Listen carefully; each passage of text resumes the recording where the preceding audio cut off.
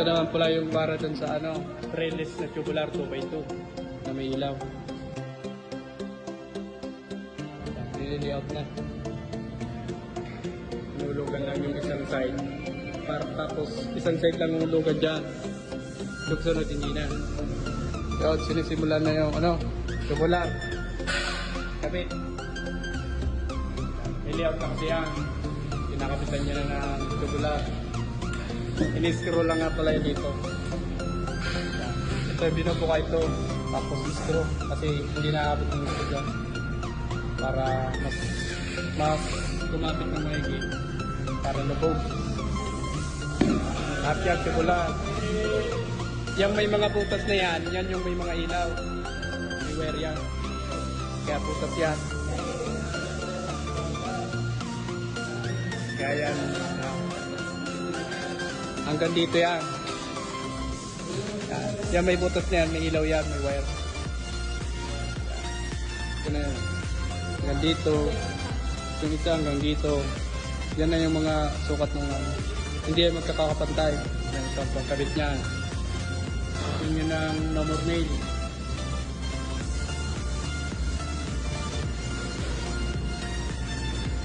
No more nail lang. Pwede yan.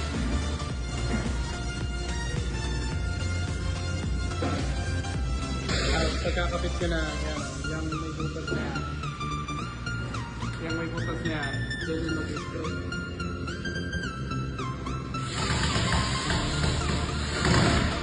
Na-screw mo na yan. At na-screw mo na, saka mo na itutupi para hindi na nakita. Tulad ito. Ito, mamasilya na lang to. Pagpintura. Konting stock lang dyan. Tapos sabay masilya. Pintura na. At yan.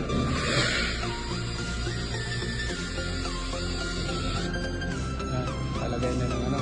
Medyo malapit sa kalahati. Yung butas niyan, yun yung papasokan ng wire. Ito na yung iba. Hindi yan magkakapantay. Alternate yan. Ito na yung tubular. Meron ng abang na wire. Yung mga ilaw. Alternate yung ilaw niya. So, abang na siyang wire.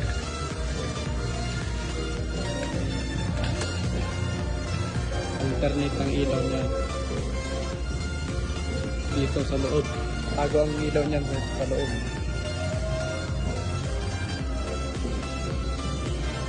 Wood ang kulay niya. Tapos na yan. Malapit na. Masilya na lang yan. Ipintura.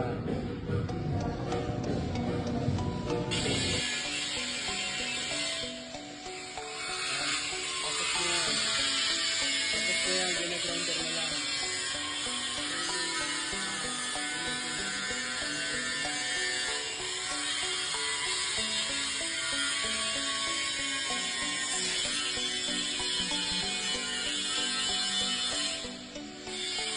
Ito na yung tubular. Tapos na yan. Bali, pipinturahan na lang yan. Yung mga may labas na wire. Ilaw yan. Nakatago lang sa loob ng tubular. Ayan.